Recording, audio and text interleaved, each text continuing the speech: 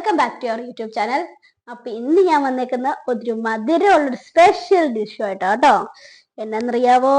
കണ്ടോ, നല്ല ചൊകചൊകാന്നിരിക്കുന്ന നല്ല ചക്കര മാമ്പഴം കണ്ടാ. എല്ലായിടത്തും മാമ്പഴത്തിന്റെ ഒക്കെ സീസൺ ആയല്ലോ അല്ലേ?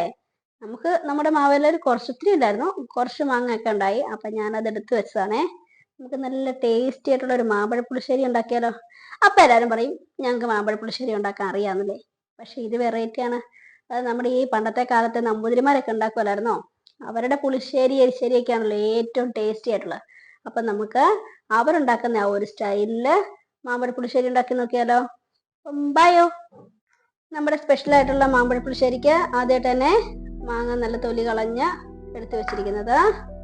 പിന്നെ വേണ്ടുന്നത് തേങ്ങ ചിരണ്ടിയത്.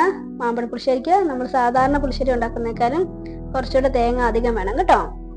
പിന്നെ ജീരകം, മഞ്ഞൾപ്പൊടി, ചുമന്നുള്ളി, പിന്നെ നമ്മുടെ കാന്താരി മുളകിന് പകരം പച്ചമുളകാണെങ്കിലും നമുക്ക് യൂസ് ചെയ്യാം. അധികം സ്പൈസി വേണ്ട കേട്ടോ.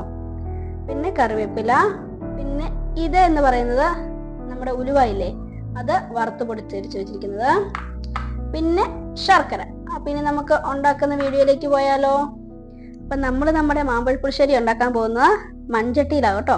മൺചട്ടിയിൽ ഉണ്ടാക്കുന്ന ആ ഒരു ടേസ്റ്റ് നമ്മൾ വേറെ ഏത് പാത്രത്തിൽ ഉണ്ടാക്കിയാലും കിട്ടത്തില്ല. അപ്പൊ നമുക്ക് നമ്മുടെ മൺചട്ടിയിലേക്ക് മാമ്പഴം ഇട്ട് കൊടുക്കാം. അതിന്റെ കൂടത്തിൽ തന്നെ നമുക്ക് കുറച്ച് ശർക്കര, അതേ പറഞ്ഞാൽ നമ്മൾ സാധാരണ ഉണ്ടാക്കുന്ന രീതിയിലല്ല, ഇച്ചിരി വെറൈറ്റി ആയിട്ടാണ് ഉണ്ടാക്കുന്നത്. ഇനി നമുക്ക് ഇതിലേക്ക് ആഡ് ചെയ്യേണ്ടത് നെയ്യ് ഉണ്ടെങ്കിൽ, അതായത് നല്ല നെയ്യ് ഉണ്ടെങ്കിൽ നെയ്യ് ആഡ് ചെയ്യാം. ഇല്ലെന്നുണ്ടെങ്കിൽ നല്ല ആട്ടിയ വെളിച്ചെണ്ണ ഉണ്ടെന്നുണ്ടെങ്കിൽ അതും കൂടി ഒരു ടീസ്പൂണ് ഇതിനകത്തേക്ക് ആഡ് ചെയ്ത് കൊടുക്കണം. നമ്മളിപ്പോൾ ഒരു കുറച്ച് വെളിച്ചെണ്ണയാകട്ടെ ആഡ് ചെയ്യുന്നത്.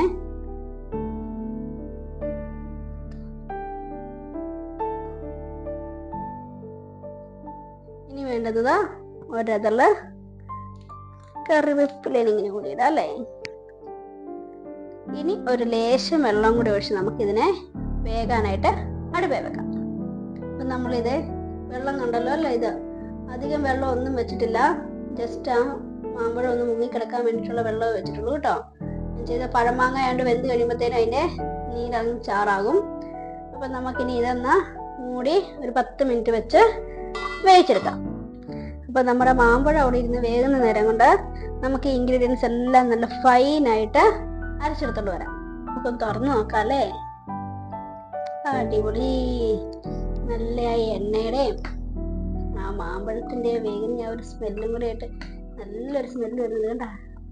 ഞാൻ പറഞ്ഞു അതിന്റെ ചാറുറങ്ങുന്ന ആ ശർക്കരക്കകത്ത് കിടന്ന് വേകുന്നോണ്ട് ഒരു നല്ല സ്മെല്ലാട്ടോ. നമ്മുടെ മാമ്പഴത്തിന്റെ അത് തന്നെയല്ല, നല്ല എണ്ണയുടെയും.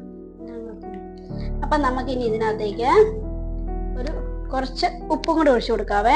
ഈ ഒരു ടൈമിൽ നമ്മൾ ഉപ്പ് ഒഴിച്ചു കൊടുത്തെങ്കിൽ നമുക്ക് ആ മാമ്പഴത്തിന് ഉപ്പ് കയറി പിടിക്കുള്ളൂ. ഒരു കുറച്ച് ഉപ്പ് ഒഴിച്ചു കൊടുക്കാം. ഉപ്പ് ഒഴിച്ചിട്ട് നമുക്കൊന്ന് ഇളക്കിയിടാവേ.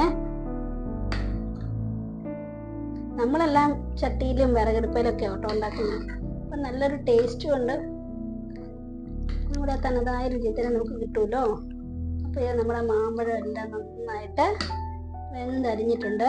ഇനി നമുക്കിതിലേക്ക് നമ്മൾ അരച്ച് വെച്ചിരിക്കുന്ന ആ തേങ്ങയുടെ ആ ഒരു മിശ്രം ഉണ്ടല്ലോ, അത് നമുക്ക് ആഡ് ചെയ്ത് കൊടുക്കാവേ. വേണ്ട, അതാണേലും അധികം വെള്ളമില്ലാതെ കണ്ടോ ഇങ്ങനെ നല്ല കൊഴുപ്പിൽ അരച്ചെടുത്തേക്കുന്ന കേട്ടോ. നമുക്കത് ഇതിനകത്തേക്ക് ആഡ് ചെയ്ത് കൊടുക്കാം.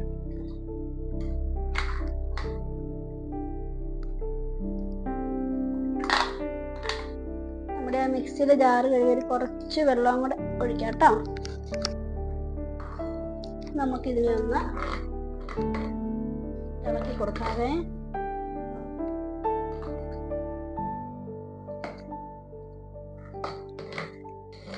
നമുക്കിതൊന്ന് ഒരു 2 മിനിറ്റ് മൂടി വെക്കാം. ആ തേങ്ങയുടെ ആ ഒരു അരച്ചതിൻ്റെ പച്ചച്ചൊവയെല്ലാം ഒന്ന് മാറി വരുന്നിടം വരെ ഒന്ന് മൂടി വെച്ചൊന്ന് തിളപ്പിക്കാം കേട്ടോ.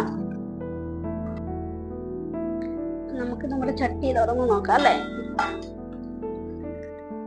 നല്ല കുഴകുഴാ നിൽക്കുന്ന മാമ്പഴ പുളിശ്ശേരി. അപ്പൊ നമുക്ക് ഇതിലേക്ക് ഇനി കുറച്ച് പൊടികളും കൂടി ആഡ് ചെയ്യാം. ആദ്യമായിട്ട് നമ്മൾ വറുത്ത് പൊടിച്ച് വെച്ചിരിക്കുന്ന ഉലുവാപ്പൊടി, അത് ഈ ഒരളവിൽ മതിയായിരിക്കും കേട്ടോ. ഇതിനകത്തേക്ക് ആഡ് ചെയ്ത് കൊടുക്കാം. അതേ സെയിം അളവിൽ തന്നെ നമ്മുടെ കായപ്പൊടിയും കൂടി ഇതിനകത്തേക്ക് ആഡ് ചെയ്യാം. ഇനി നമുക്ക് ഇതിലേക്ക് വേറൊരു സ്പെഷ്യൽ സാധനം ആഡ് ചെയ്യാനുണ്ട്. കണ്ട, നല്ല കട്ട തൈരാണേ.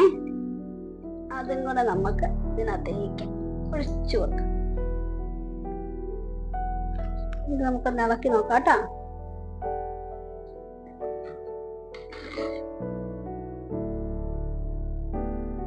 അധികം പുളി ഇല്ലാതെ തൈര് വേണം ഇങ്ങോട്ട് എടുക്കാനേ. ചെറിയൊരു പുളിയേ പാടുള്ളൂ.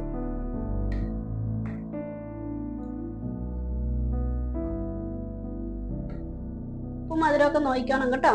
പിന്നെ തൈര് ഒഴിച്ചു കഴിഞ്ഞാൽ നമുക്കിനി അധിക നേരം അടുപ്പേ വെക്കാൻ പാടില്ല. നമുക്ക് ഇതിനകത്തേക്ക് നമ്മൾ മൂപ്പിച്ച ഉള്ളിയും ഇതെല്ലാം കൂടെ ആഡ് ചെയ്യാവേ. ഇന്ന് ഞാനിപ്പം എണ്ണയ്ക്കകത്താണ് മൂപ്പിച്ചത്. ഇത് നമുക്ക് വേണമെന്നുണ്ടെങ്കിൽ നെയ്ക്കകത്ത് മൂപ്പിക്കാം കേട്ടോ.